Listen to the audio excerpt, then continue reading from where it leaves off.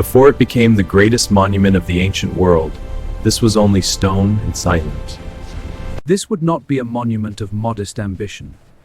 The base alone would stretch more than 230. To build something this vast, stone weighs several sand. What be by raising the sands?